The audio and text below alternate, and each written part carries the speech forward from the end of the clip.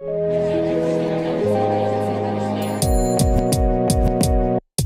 Hate U Give is about 16-year-old Star who witnesses the murder of her best friend Khalil by a cop, and he was unarmed at the time. And the book is about a young girl who finds her voice and finds her activism. I was inspired to write the novel in 2010, right after the Oscar Grant case. Oscar was a young man who was killed by police. And at the time, I remember wondering what would happen if that took place in my neighborhood. How would we react? I was angry. I was frustrated. I was hurt. I was pissed. And instead of burning a trash can on campus, I wrote. So I started on the short story that became The Hate U Give.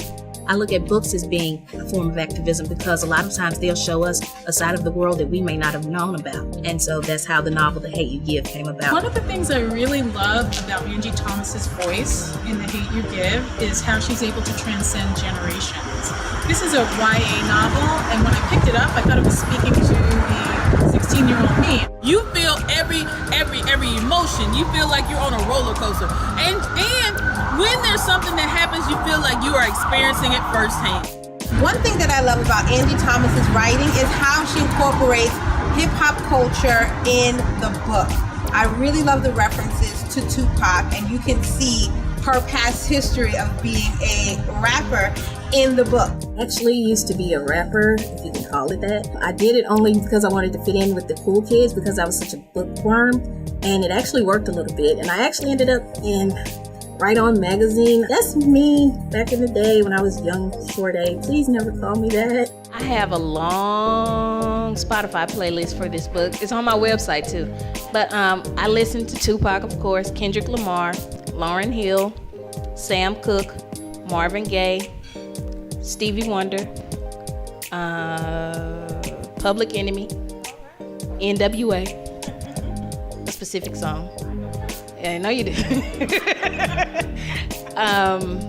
Let's see, Queen Latifah, because I love her. That Ladies First, or Who You Calling? Yeah, all of that. Yeah, that influenced the scene in the book. Let's see, TLC, because that's like my favorite group ever.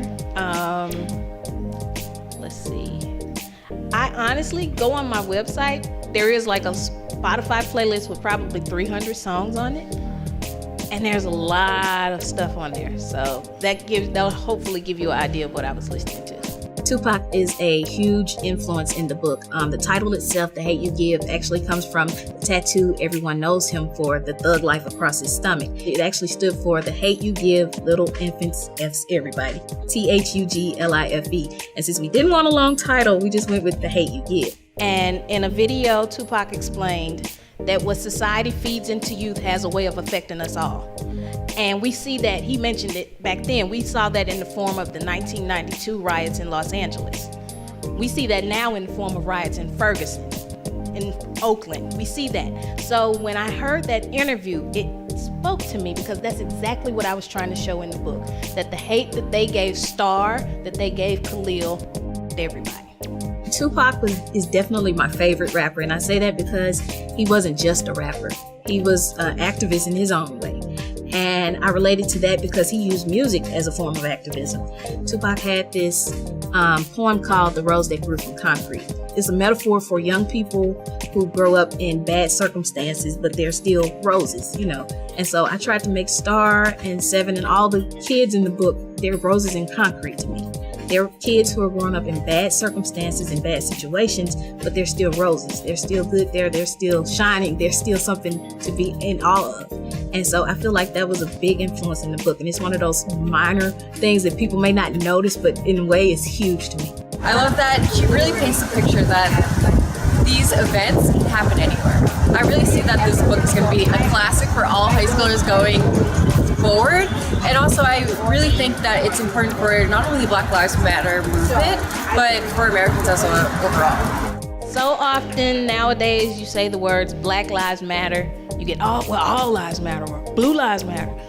Nobody's saying that they don't. We're saying all lives should matter, but we have a systemic problem in this country in which Black lives don't matter enough. So when you read about Khalil, think about Tamir. When you read about Khalil, think about Michael Brown. When you read about Khalil, think about Trayvon. Think about all of them, because the more that we understand that feeling, that hurt, that anger, the more likely we are to fight what's happening in this country and get some changes made. All right.